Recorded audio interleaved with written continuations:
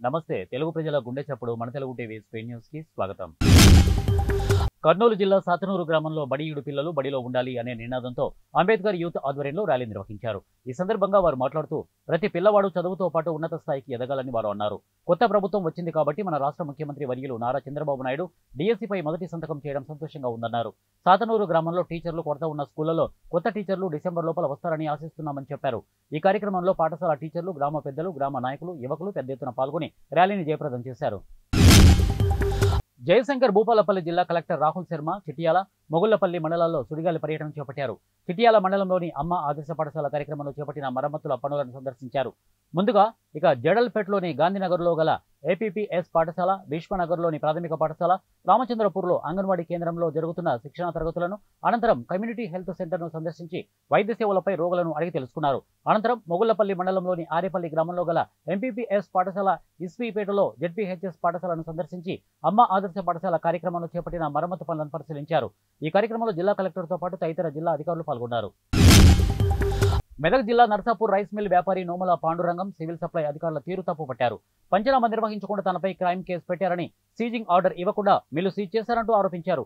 వ్యాపారి నోముల Pandurangam civil supply అధికారులు తప్పులకు పాల్పడుతూ రైస్ మిల్లర్ మనోభావాలను దెబ్బతీస్తూ ఆర్థిక నష్టానికి గురి చేయొద్దంటూ కోరారు. సివిల్ సప్లై అధికారికి సైతం ఫోన్పే ద్వారా డబ్బులు ఇచ్చామని, మరలా డబ్బులు డిమాండ్ చేయడంతో సర్దుబాటు చేసే లోపు కేసులు పెట్టారని ఆరోపించారు.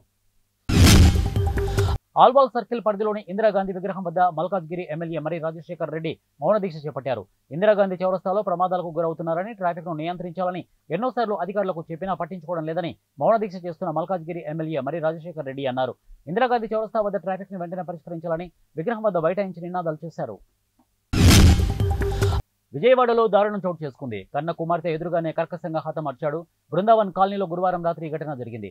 భవానీపురంలో చెరువు సెంటర్కు చెందిన కె శ్రీరామచంద్ర ప్రసాద్ బృందావన్ కాలనీలో కిరాణా షాప్ నిర్వహిస్తున్నాడు. నిత్యం భవానీపురం నుంచి రాకపోకలు సాగిస్తున్నాడు. ఆయన కుమార్తె దార్శిని ఇంజనీరింగ్ ద్వితీయ సంవత్సరం చదువుతోంది. విద్యాధరపురానికి చెందిన గడ్డం శివమణికంఠ విజ్ఞాన్ విహార్ స్కూల్లో వ్యాయామ ఉపాధ్యాయుడిగా పనిచేస్తున్నాడు. మణికంఠకు ఇన్స్టాలో దార్శినితో పరిచయం ఏర్పడింది. 4 ఏళ్లుగా ప్రేమించుకుంటున్నారు. ఈ విషయం తెలిసిన శ్రీరామచంద్ర ప్రసాద్ కుమార్తెను హెచ్చరించాడు. బాగా చదువుకొని జీవితంలో స్థిరపడాలని అన్నాడు. తన కుమార్తె జోలికి రావద్దని మణికంఠను హెచ్చరించాడు. దీంతో కొద్ది రోజులుగా దార్శిని అతన్ని పక్కన పెట్టింది. పెళ్లి చేసుకోవాలని మణికంఠ చేసిన ప్రతిపాదనను తిరస్కరించింది.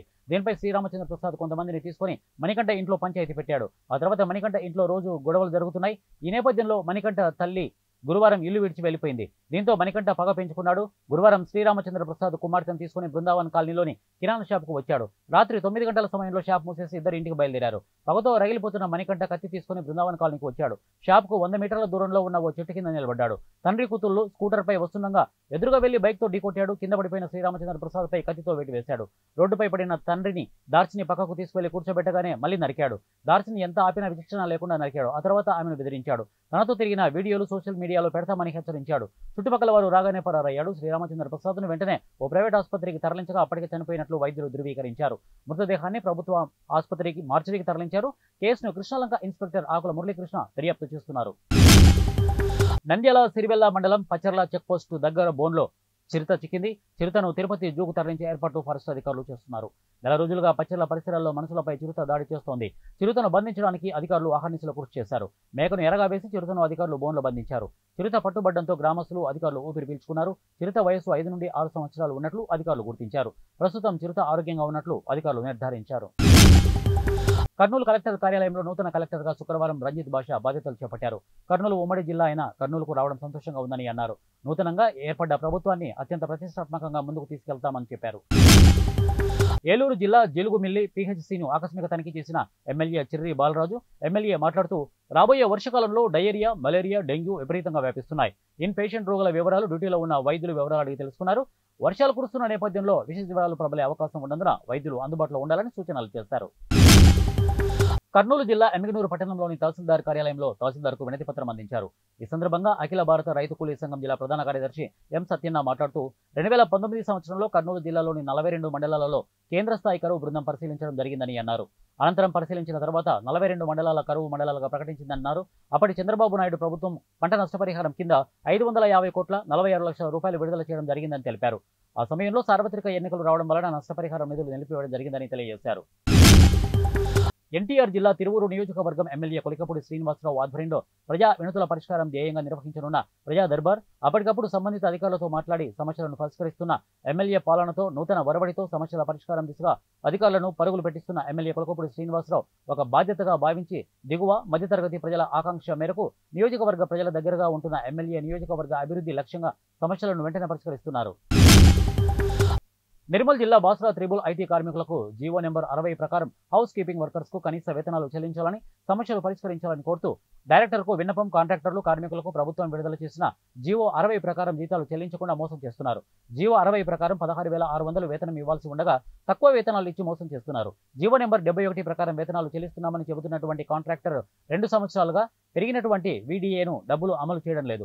కాంట్రాక్టర్లు త్రిబుల్ ఐటీలో కాంట్రాక్ట్ తీసుకొని 2 సంవత్సరాలు దాటినా నేటికి ఐడెంటిటీ కార్డు ఇవ్వలేదు, యూనిఫామ్స్ ఇవ్వలేదు, ఇక పీఎఫ్ రసీదులు ఇవ్వడం లేదు, ఈఎస్ఐకి ఫోన్ చేసి నెంబర్లు లింక్ చేయడం లేదు. కార్మికులను ఇబ్బందులకు గురి చేస్తూ శ్రమదోపిడికి పాల్పడుతున్నారు.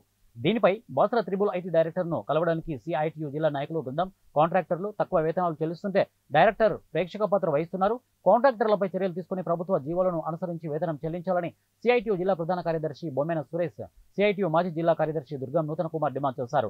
త్రిబుల్ ఐటీలో 700 మంది కార్మికులు పనిచేస్తుంటే ఏ ఒక్కరికి కనీస వేతనం చెల్లించకుండా కాంట్రాక్టర్లు వ్యవహరిస్తుంటే డైరెక్టర్ చోద్యం చూడడాన్ని సిఐటియు తీవ్రంగా వ్యతిరేకించింది. వెంటనే త్రిబుల్ ఐటీ కాంట్రాక్టర్లకు నోటీసులు జారీ చేసి కనీస వేతనాలను ఇప్పించాలని డైరెక్టర్కి విన్నవించడం జరిగింది. లేని ఏళ్ల కాంట్రాక్టర్లతో డైరెక్టర్ కుమ్ముక్కయ్యారని భావించాల్సి వస్తోందని చెప్పి సిఐటియు ఆరోపించింది.